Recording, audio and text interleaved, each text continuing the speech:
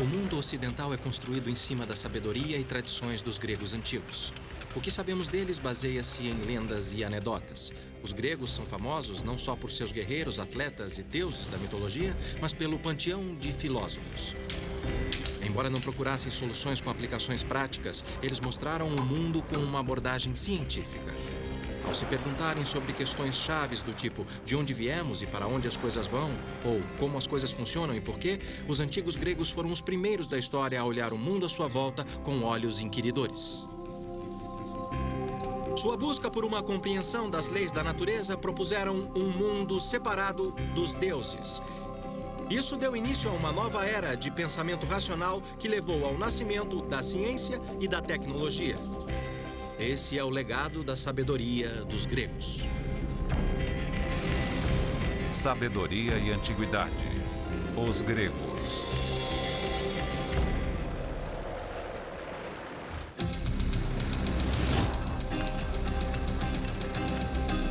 O que hoje é a costa da Turquia já foi o epicentro do mundo grego antigo.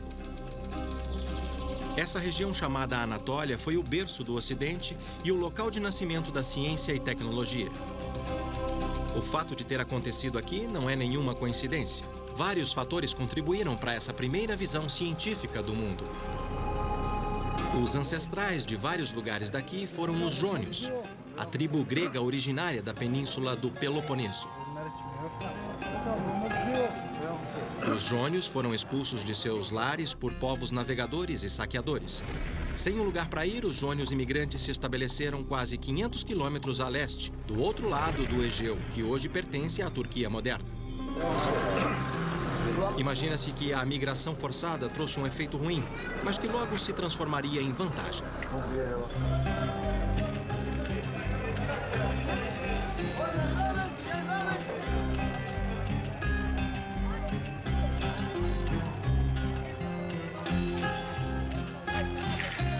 Vagando por uma terra estranha, os jônios abandonaram suas crenças e seus ancestrais. Com o tempo, isso gerou uma abordagem mais prática e racional da vida, pois eles não tinham certeza se seriam expulsos outra vez. Depois de perder tudo quando abandonaram sua terra natal, os jônios se concentraram no futuro e em ideias novas e bem-vindas, principalmente se fosse bom para os negócios.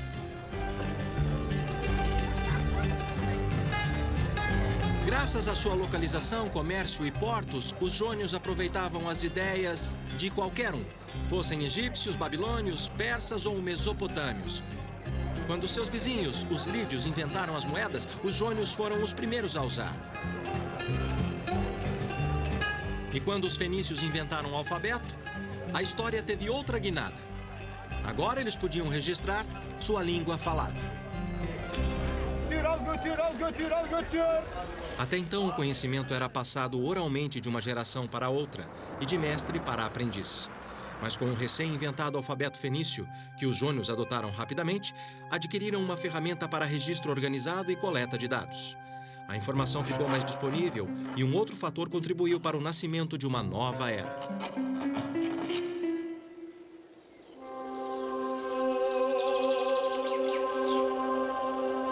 Até aquela época, o mundo acreditava ser regido por deuses que expressavam sua fúria através de fenômenos naturais, enchendo os antigos de medo.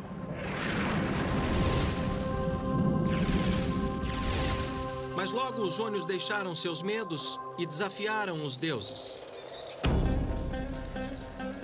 Essas são as ruínas de uma cidade que se tornou o trampolim para uma das descobertas mais incríveis da humanidade.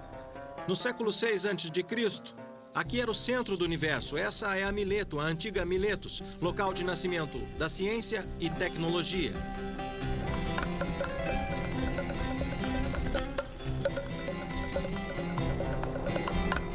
Encravada na colina, o horizonte acena. Livres de seu passado e arrastados para a prática, os jônios devem ter observado. Eu soube de um cidadão de Mileto que viajou pelo Mediterrâneo e tornou sua cidade famosa. Seu nome era Tales. Em suas viagens, ele juntou não só riquezas, como informação.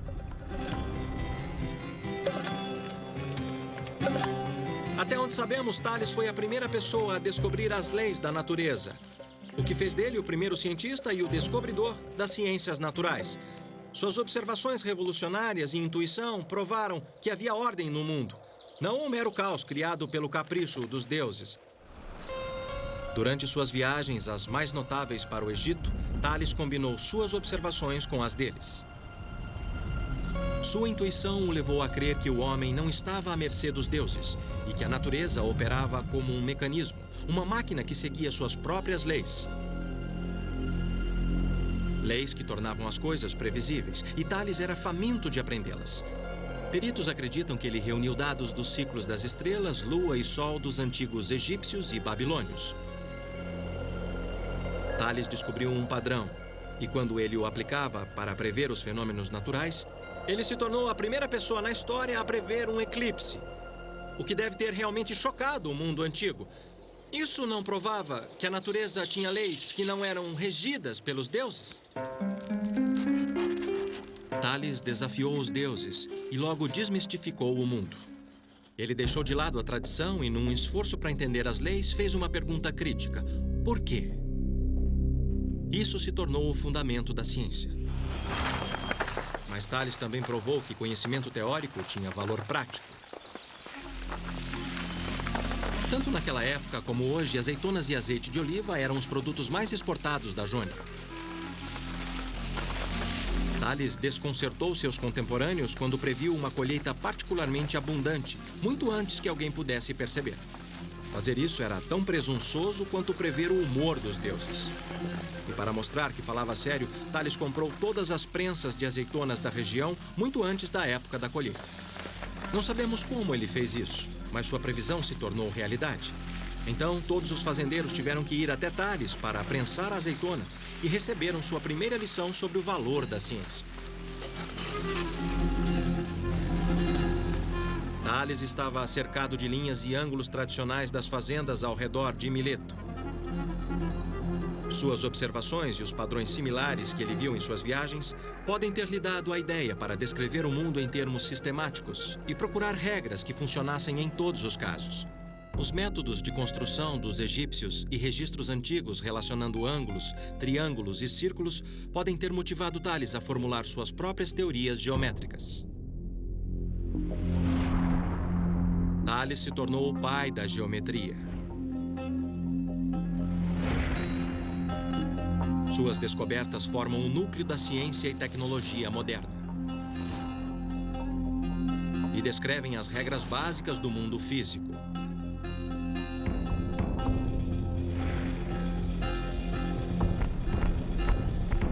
Minha parada seguinte foi em Priene, cidade a poucos quilômetros de Mileto, onde os gregos levaram a geometria para um nível literalmente novo.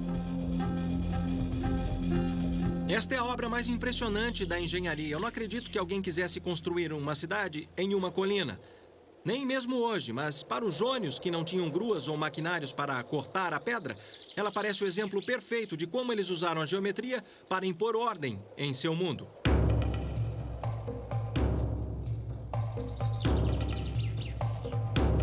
Acredita-se que no século IV a.C., cerca de 4.000 pessoas viviam aqui.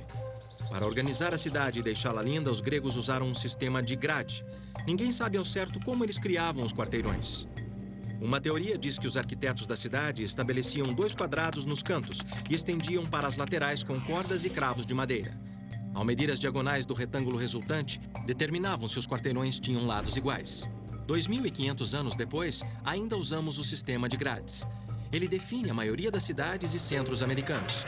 Mas os jônios aplicaram o sistema de grades impiedosamente, ignorando as inclinações dos penhascos, a fim de estabelecer o traçado da cidade ao longo do acesso norte-sul. Assim, usavam o sol para aquecer a cidade no inverno e otimizar a circulação de ar da cidade para resfriá-la no verão. Isso foi demais.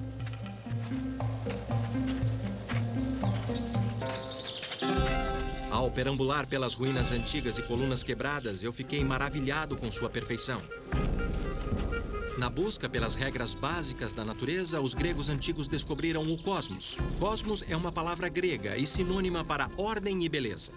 O que para nós é maravilhoso, para os gregos era cósmico. Para Para seguir o trajeto da ciência e tecnologia até seu próximo marco, eu atravessei o Egeu para visitar outro local inovador, onde uma antiguidade foi considerada uma maravilha do mundo.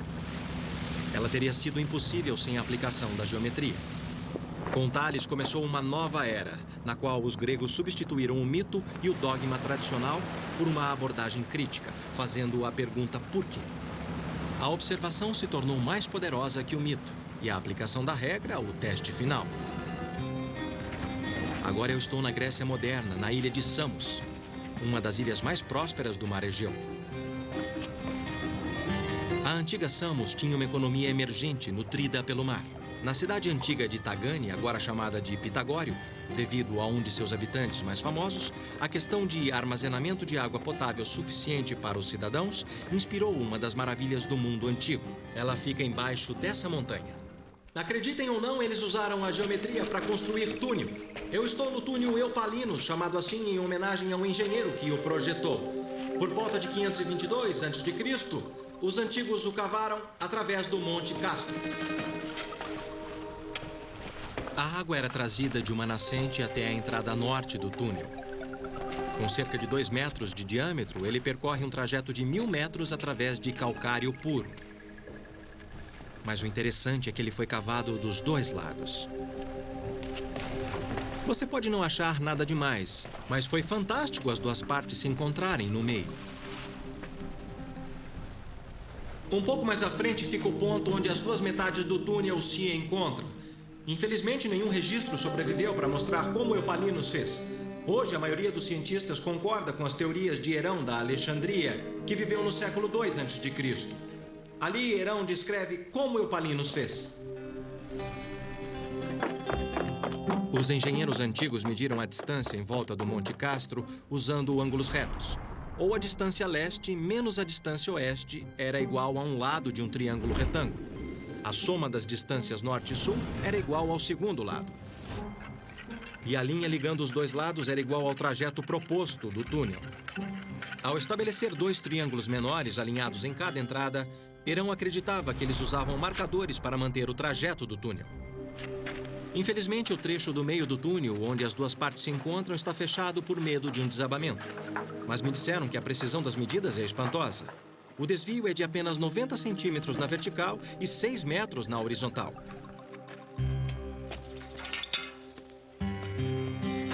Quase não dá para acreditar que eles usaram apenas picaretas, martelos e cinzéis para cavar 7.000 metros cúbicos de rocha. Calcula-se que eles precisaram de 10 anos e 4.000 escravos para terminá-lo. E para onde é que a água ia? Ia para lá? Na saída sul do túnel, a água passava por um duto subterrâneo até a cidade de Pitagório. A cidade que ficou famosa não apenas por suas águas refrescantes, como também por seu filho mais famoso, Pitágoras. Ele dizia que conheceu Tales quando era jovem. E como Tales, Pitágoras era um observador ávido. Mas Pitágoras também era músico. Ele tocava lira, um instrumento grego tradicional. A música era e é parte da cultura grega. Observação combinada com música e matemática levaram-no a uma importante percepção. Ao fazer experimentos com apenas uma corda, Pitágoras reconheceu uma relação espantosa. Algumas pessoas consideram Pitágoras um dos homens mais importantes que já viveu. Tudo começou com seu famoso experimento no monocórdio, quando ele abriu os olhos para um fenômeno espantoso. Ele descobriu que o tom de uma corda dedilhada correspondia à sua extensão, e esta é a parte crítica em uma razão que podia ser expressa em números. A teoria de Pitágoras era de que havia uma relação entre os intervalos musicais e a extensão da corda. Ele ligou as consonantes musicais à razão matemática. Essa razão representa os diferentes tons musicais.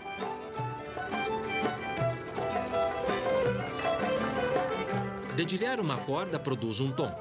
Ao dividir o comprimento da corda pela metade, pressionando a corda no traste de metal, a frequência do som é dobrada e a nota produzida é 1/8 acima. A razão da oitava é, então, 1/2. Pitágoras acreditava que a ordem matemática aplicada à música era um exemplo do princípio numérico que fundamentava o universo. Para Pitágoras, o número era uma quantidade física descoberta por experimento.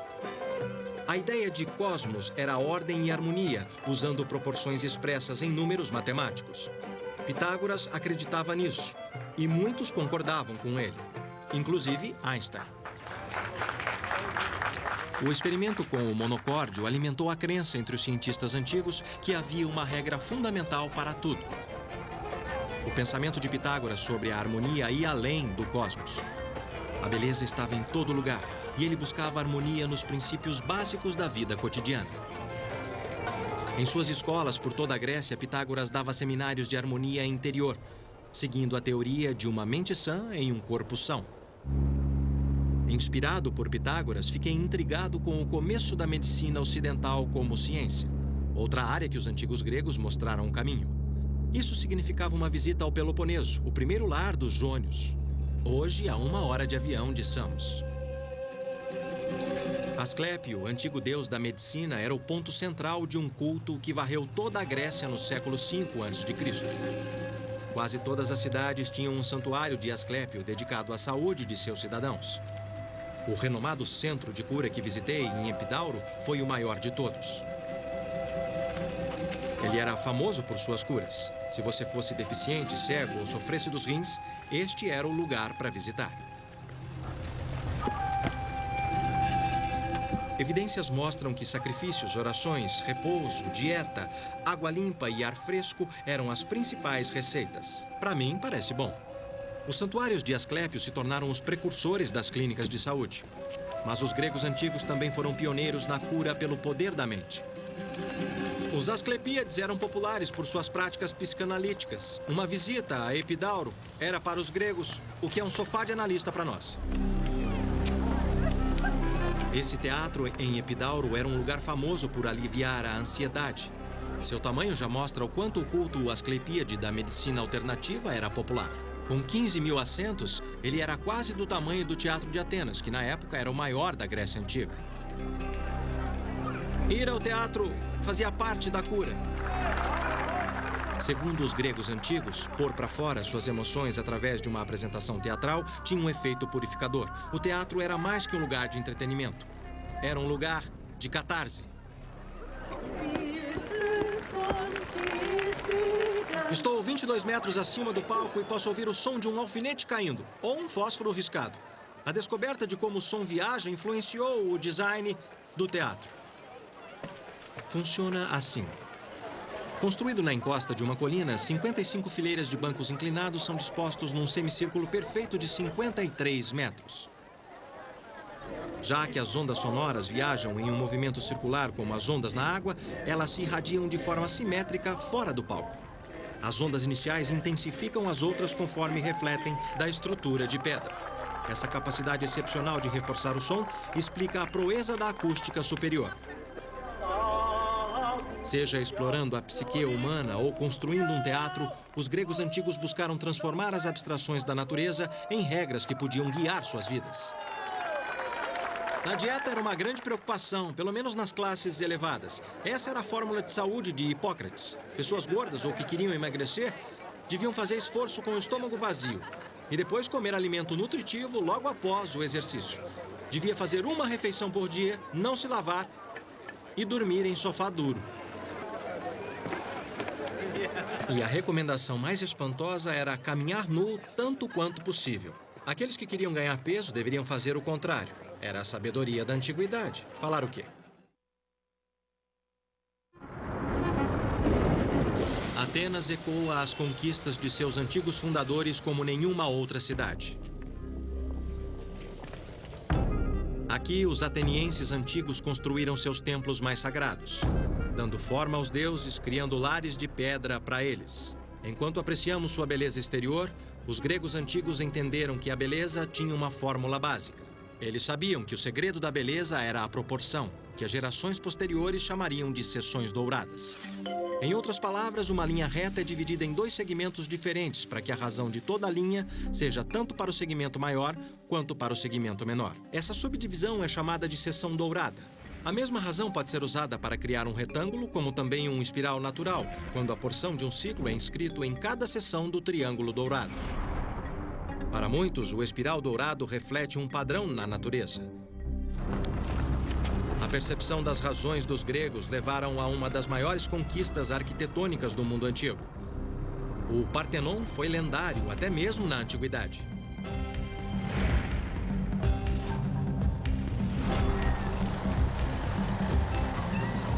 O Partenon deve seu nome a Atena Paternus, a deusa virgem Atena, para a qual ele foi dedicado. Atena era a deusa padroeira de Atenas e também da ciência e tecnologia.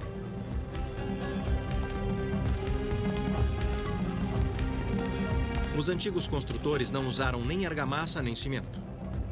Essas colunas gigantes suportam lintéis maciços, fixos por grampos de metal inovadores.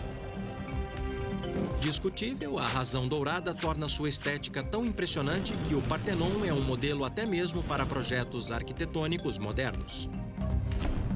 Embora o templo seja considerado um ícone de perfeição, eu soube que os arquitetos e construtores ajustaram o projeto para garantir a impressão de perfeição e não correr riscos. Da observação, os antigos sabiam que uma coluna do mesmo comprimento, de cima para baixo, parecia mais estreita em cima.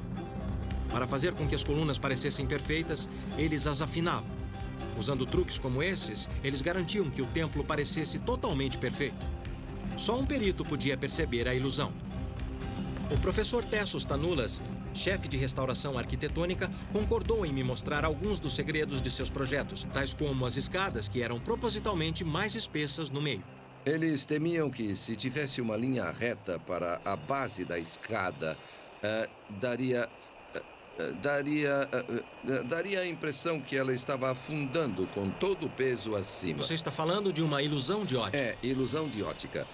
Também, parece que eles pensaram em cada parte arquitetônica da construção, respondendo como uma criatura viva. Então, com todo o peso da superestrutura, a coluna tem um abaulamento para representar a pressão de cima. Entendi. Em outros casos, embora a parte de cima, toda a superestrutura, o entablamento, como chamamos, esteja inclinado para dentro, seguindo a mesma redução de cima, o que dá mais estabilidade ao volume da construção. Cada fase dos frisos são ornamentos dos membros arquitetônicos, que estão inclinados para fora para que o desenho pintado pudesse ser visto de baixo.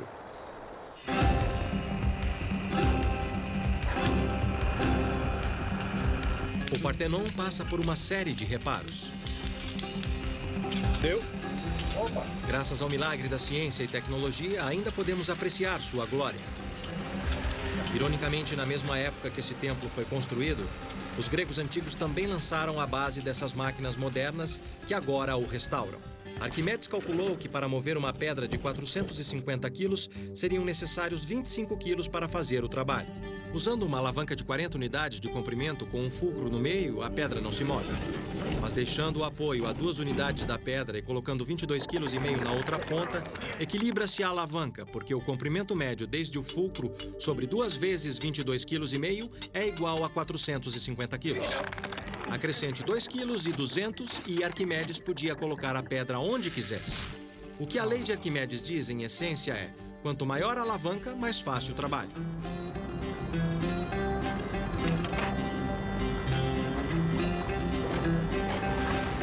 Gruas, polias, roldanas e roscas operam sob o princípio da alavanca. O que Arquimedes descreveu foi a lei da mecânica. De fato, instalações como Pireus e outros portos do mundo que dependem de máquinas têm uma dívida imensa com sua percepção. Arquimedes era considerado o Einstein e o Edison do mundo antigo. Ele se tornou lendário porque inspirou o design das máquinas mais complexas. Como exatamente os gregos antigos vieram a entender os princípios da mecânica e da física, é um mistério que os pesquisadores modernos tentam descobrir até hoje.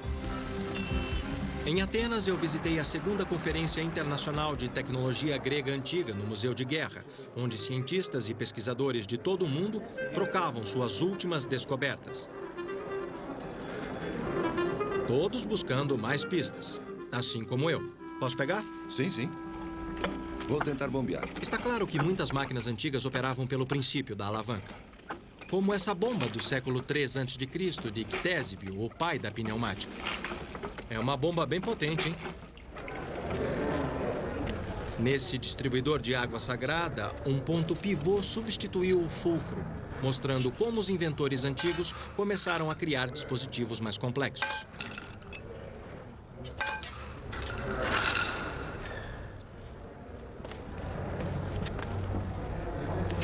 Enquanto Arquimedes aplicava seus princípios de mecânica em propósitos práticos. Este dispositivo é o parafuso de Arquimedes. É uma máquina simples, mas engenhosa. É simplesmente um plano inclinado em forma de um tubo plástico. Quando o parafuso vira, o plano, o tubo leva a água para cima. Lá vem ela. Os egípcios usaram o parafuso de Arquimedes para levar água do Nilo e irrigar seus campos. Hoje, muitos acham que Arquimedes foi o primeiro a dar o passo de máquinas simples para máquinas complexas.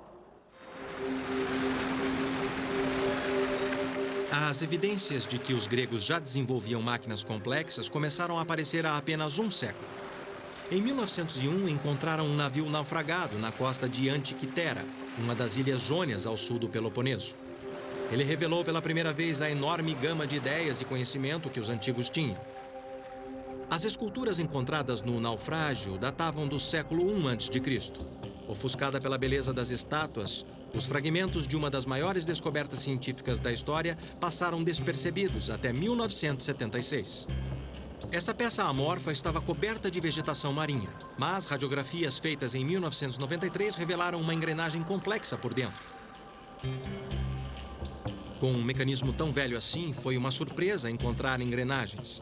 Pensava-se que elas tivessem sido inventadas 1.500 anos depois. Logo, essa peça de aparência insignificante é um dos maiores achados tecnológicos. Corroída e esfarelando depois de ficar submersa em água salgada por 2.000 anos, sua corda e engrenagens apresentaram perguntas intrigantes aos cientistas. Em qualquer lugar do céu... Um desses cientistas é Michael Wright, pesquisador britânico que construiu uma réplica que ele apresentou nessa conferência. Esta é uma máquina extraordinária e complicada. O que ela faz? Bom, na minha opinião, é um planetário. Lembre-se de que era uma época em que as pessoas pensavam que a Terra era o centro do universo. Ela mostra o lugar do Sol, da Lua e 5 planetas que eles conheciam no céu. E a parte de cima contém informação adicional útil, como a contagem de anos. Entendi. É tão complicado quanto parece. Quantas engrenagens tem aí? Quantas partes móveis ele tem? Chega a centenas. Na verdade, eu coloquei 76 engrenagens aqui dentro. 76 engrenagens? E essa é uma réplica exata do original? No original, eu encontrei 31 engrenagens. Tá. Mas você deve entender que para funcionar, para ter sentido, é preciso acrescentar muito mais. Tá certo. Porque está muito estragado. Entendi. Você desmontou pra gente e tá tudo espalhado na mesa. Então eu tenho certeza que você vai odiar a pergunta, mas podemos vê-lo funcionando? Sim. Você verá como funciona conforme eu monto todas as peças. Eu vou montar para você. Levou quase 20 minutos para montar tudo. Mas foi emocionante ver um instrumento de 2.000 anos funcionando. E isso aqui? Esta é a Lua, que temos que ajustar. Tá. Mas o Sol e a Lua estão juntos agora, então deve ser a Lua nova. Devemos ver a Lua preta assim. Desse jeito. Eu posso? Por favor, pode sim. À vontade. Eu adorei o mecanismo da Lua. Que maravilha. Aqui a Lua está se movendo rápido. E sua fase aparece aqui. Aqui está o ponteiro do Sol. Abaixo do ponteiro do Sol está o ponteiro do dia, funcionando com um calendário. Eles andam quase juntos, mas às vezes um na frente do outro. E aqui está Mercúrio na frente do Sol. Esse é o ponteiro de Mercúrio. Aqui vem Vênus, embaixo do ponteiro do Sol. Aí. Tá. E aqui temos Marte, Júpiter e Saturno vindo juntos. É um dia muito especial. E Júpiter está alinhado com Marte. O inventor do mecanismo de Antiquitera é desconhecido, mas outros antes dele já tinham tentado construir um modelo dos céus em forma de máquina. Na verdade, os registros mostram mais uma vez que Arquimedes construiu o primeiro planetário. Infelizmente, tudo o que resta é essa gravura do século XVIII, chamada O Planetário de O'Rary, que sugere como poderia ser seu invento. Comparado com o conhecimento dos dispositivos disponíveis na época, a ideia de Arquimedes estava anos-luz à frente. Encontrar soluções práticas era uma coisa, mas fazer perguntas ousadas era outra. Quem iria fornecer as respostas se os deuses já não podiam? Uma coisa era dizer que Apolo empurrava o Sol pelo horizonte, e uma outra era perguntar por que os barcos flutuam. Na busca para entender o seu meio, os cientistas gregos antigos ficaram intrigados com a pergunta do porquê alguns objetos flutuam e outros afundam. Se você colocar uma pedra na água, ela afunda. E num espaço confinado como este aqui, ela também derrama água pela borda. O que acontece é que esta pedra está retirando seu próprio volume de água. Isso se chama deslocamento de água. Mas se você colocar um toco de madeira na água,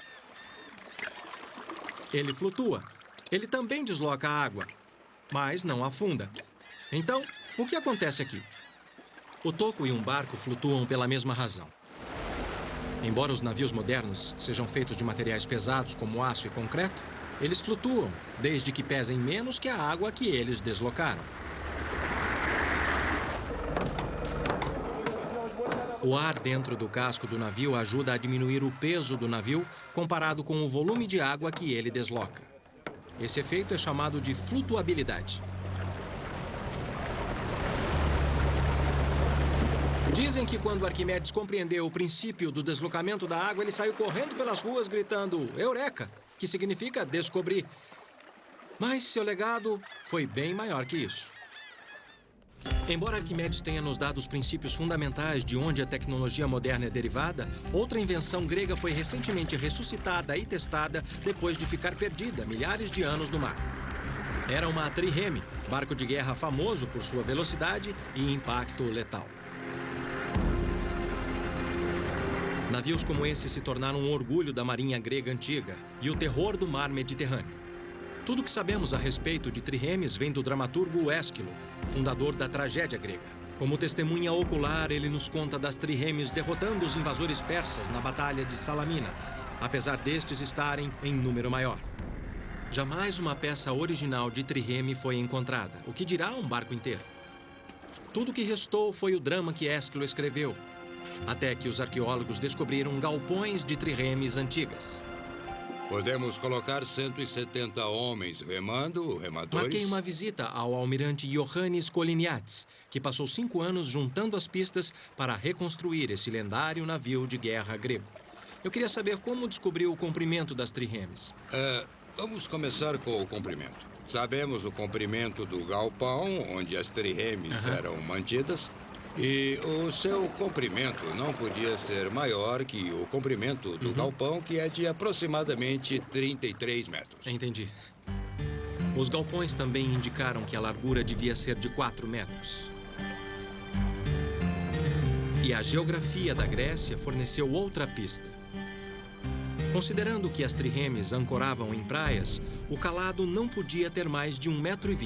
A experiência prática obtida durante o processo de reconstrução e os registros históricos ajudaram a formar o retrato de como esse lendário navio de guerra devia ser. Que tipo de madeira vocês usaram para fazer o barco? O casco é feito de madeira de pinho. E alguns lugares especiais são de carvalho. Das florestas da Ática, que eram cheias de pinheiros na época. Tá certo. Madeira de pinho e uma quilha rasa tornavam a trireme rápida e ágil, permitindo aos antigos deslizar sobre a água quase como um hidrofólio. Outra fonte crucial para o segredo da trireme é uma lista de suprimentos navais atenienses, encontrada no século XIX. Ela incluía 170 remos, divididos em 62 para o convés, 54 para os convéses do meio e de baixo, e cada remo precisava de alguém para puxar. Parece que era muita gente num lugar apertado. Será que eu posso remar para ver? Sim, por que posso? Não? Vamos remar. Vamos lá.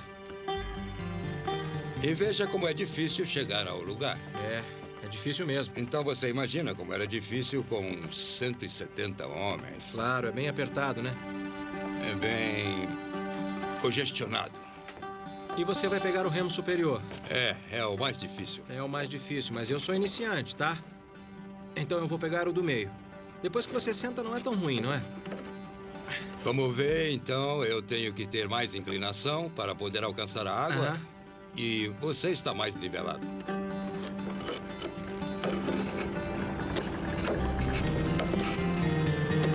E eu faço muito mais força.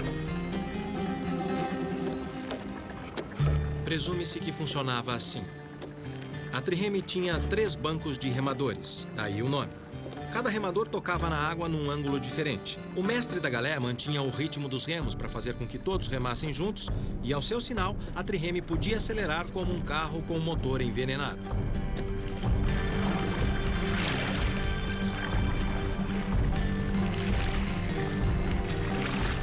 Usando todas essas pistas, o Olympias foi construído.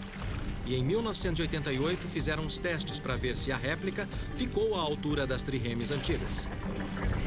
Uma tripulação de atletas e remadores profissionais foi treinada e entrou nas águas do Egeu. Nos testes, quanto tempo levou do arranque até a velocidade máxima? No arranque, durante o teste com a réplica, nós levamos 37 segundos. E qual foi a velocidade máxima que conseguiram atingir com uma tripulação treinada e todos os remos em força total? A partir de dados históricos, soubemos que a velocidade máxima devia ser em torno de 8 nós e meio. E isso também foi provado durante os testes que fizemos com a réplica. A nossa tripulação foi capaz de manter essa velocidade por aproximadamente meio minuto. Depois, eles já não tinham mais força para manter aí já ficaram essa exaustos. velocidade. Conforme o teste mostrou, a resistência da marinha grega permanece lendária. Mantendo uma velocidade de 7 nós e meio, que equivale a 14 km por hora, parece mais lendária que realista. Mas, por outro lado, esses eram navios de guerra, e sua velocidade era uma questão de vida ou morte. Mais velocidade significava maior impacto, e velocidade era crucial para a principal arma da trireme, o esporão de bronze. Forjado por ferreiros gregos antigos, ele era usado para partir os barcos inimigos ao meio. Era feito de bronze e era a arma principal. E o esporão exercia uma força no barco inimigo na ordem de 65 toneladas. Então, toda essa força, 65 toneladas, eram concentradas nesse ponto. É, isso mesmo. Velocidade e agilidade fizeram da trireme uma arma devastadora. E dos gregos, os mestres do mar. A vitória no mar era reforçada pela engenhosidade em terra. Havia outra inovação grega antiga, que fornecia uma força avassaladora por terra. O mar Mediterrâneo trouxe prosperidade para os gregos antigos, mas também trouxe conflito. Quando um povoamento grego do outro lado do Mediterrâneo ficava em perigo, a distribuição de frotas de trireme era crucial para a manutenção do controle. Eu soube que parte dessa solução inovadora sobreviveu. Para chegar a esse local, eu andei 7 quilômetros pelo canal de Corinto construído no século XIX. Ele corta uma faixa de terra que divide o continente grego e a península do Peloponeso. Os antigos chamavam esse istmo de Corinto dos Mares Gêmeos. A ideia para um canal nesse ponto estratégico tem mais de 2000 anos.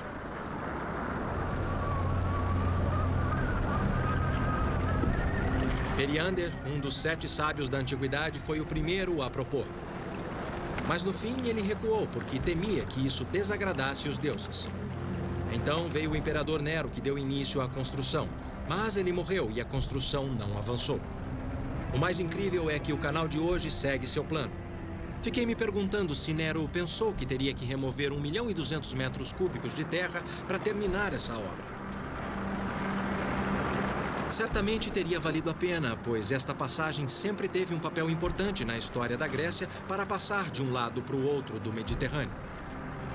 Exércitos, mercadorias e pessoas, tudo tinha que passar por aqui.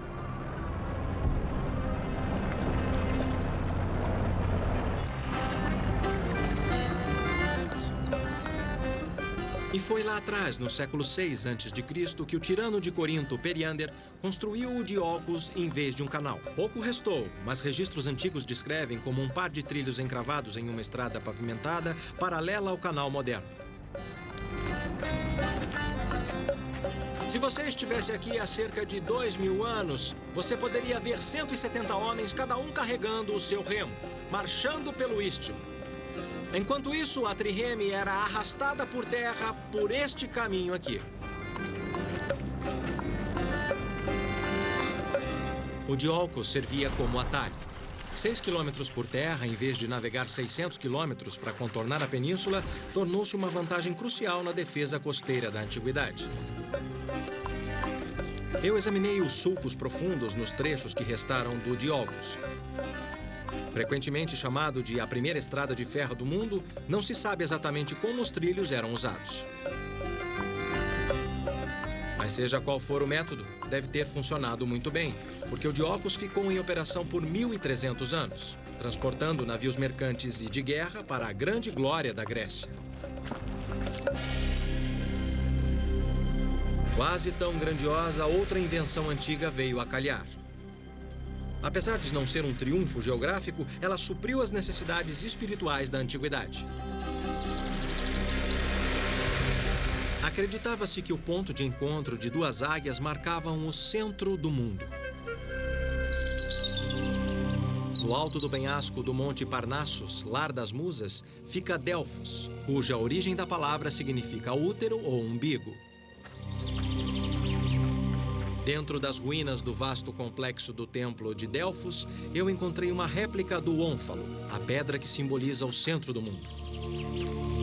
Mas algo bem maior me arrastou para cá, como arrastou milhares de visitantes nos últimos milênios. Desde 750 a.C., Delfos era famosa por seu oráculo, um lugar dentro do templo de Apolo onde os devotos podiam perguntar ao seu Deus sobre seu futuro.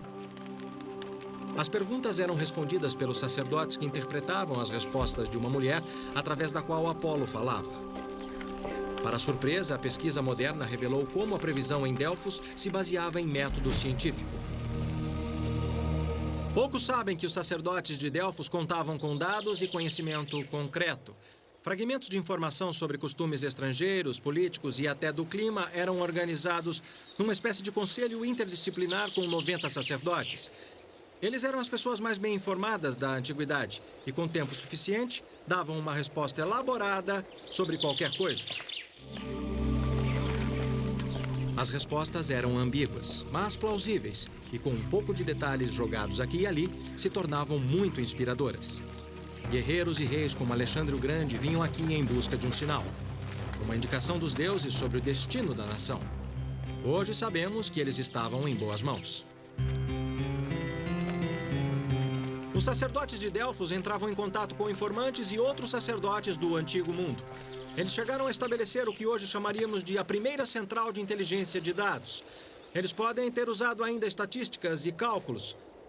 Métodos similares aos aplicados em Delfos estão em uso até hoje. Confiando na informação em vez dos deuses, os sacerdotes de Delfos criaram a base para a reunião de dados. De fato, a metodologia de previsão do oráculo de Delfos é reconhecida no mundo dos negócios de hoje. É sempre comovente imaginar o grau de sabedoria da antiguidade. É tentador buscar no futuro respostas para questões de ciência e tecnologia que persistem, quando na verdade há pistas no passado. Os gregos antigos descobriram a relação básica de razões e números que, pelo que nós sabemos, ainda contém a chave do universo. Eles revelaram os princípios fundamentais da mecânica que governa nosso mundo e estabeleceram a base da tecnologia moderna. Foram os primeiros a fazer a pergunta crucial: por quê? E exigir uma resposta racional e científica. Em muitos casos, a resposta que eles deram continua sendo a melhor que nós temos. Na Grécia Antiga, há 2.500 anos, uma revolução mental fez o mundo tremer. E com isso, os gregos abriram nossos olhos, não apenas para as leis básicas da natureza, mas para um mundo e o universo distante.